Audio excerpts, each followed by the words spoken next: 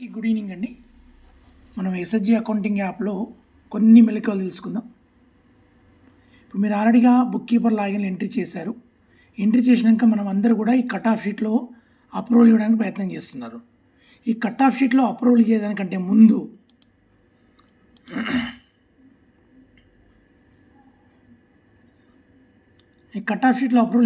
ముందు ఒక్కసారి SSG accounting యాప్లో పరిశీలించుకోండి. ఎగ్జాంపుల్గా ఎస్ఎస్జి స్టార్టప్ డేటా రిసిప్ట్స్ అండి.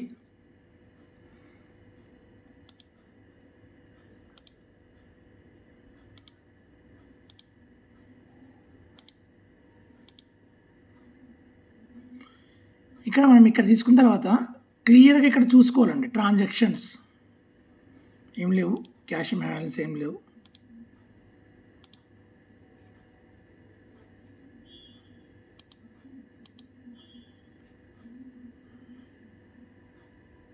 ఇక్కడ సగం మీద లేవు. ఒకసారి మెంబర్ మీద చూద్దాం.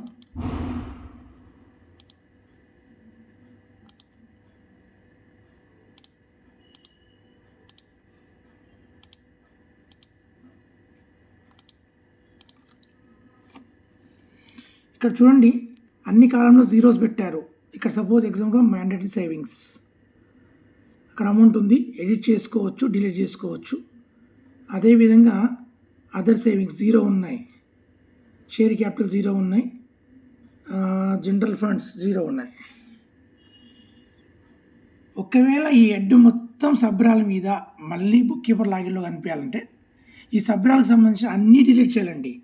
ఒక్కటి డిలీట్ చేసినంత మాత్రాన అది కనిపించదు. ఈ మీద ఎన్ని ట్రాన్సాక్షన్స్ ఉన్నాయి? 4 ట్రాన్సాక్షన్స్ ఉన్నాయి. 4 ట్రాన్సాక్షన్ డిలీట్ చేస్తేనే డైరెక్ట్ మళ్ళీ బుక్ కీపర్ లాగిన్ ఓపెన్ అవుతుంది.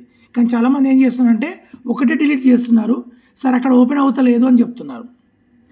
కాబట్టి ఇక్కడ సబ్రాల మీద ఎన్ని ట్రాన్సాక్షన్స్ అయితే మీరు ఎంట్రీ చేశారో అన్ని ట్రాన్సాక్షన్స్ దయచేసి డిలీట్ చేయాలండి.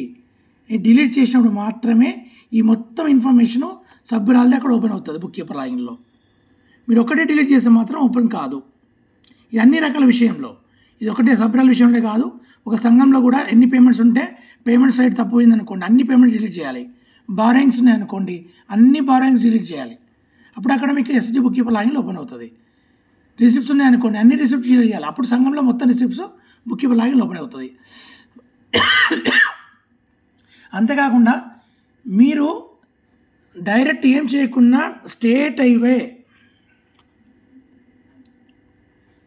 స్ట్రేట్గా startup confirmation roll back direct కూడా ఇచ్చుకోవచ్చు. ఇచ్చుకున్నప్పుడు టోటల్గా మీరు చేసిన డేటా మొత్తం రోల్ బ్యాక్ వస్తుంది. ఇది దయచేసి ఇది గమనించండి. ఎందుకంటే చాలామంది ఇలా కన్ఫ్యూజన్ అవుతున్నారు. సార్ నేను ఒకటే అమౌంట్ డిలీట్ చేశాను, అది మళ్ళీ బుక్ కీపర్ లాగిన్ ఓపెన్ అవుతలేదు అంటున్నారు. అలా కాకుండా హైడ్ కింద ఎన్ని అమౌంట్స్ అయితే ఎంట్రీ చేసి ఉన్నాయో అన్నీ డిలీట్ చేసినప్పుడు మాత్రమే బుక్ కీపర్ లాగిన్లో ఎంటర్ అవుతారండి. దయచేసి అందరూ గమనించండి. Thank you.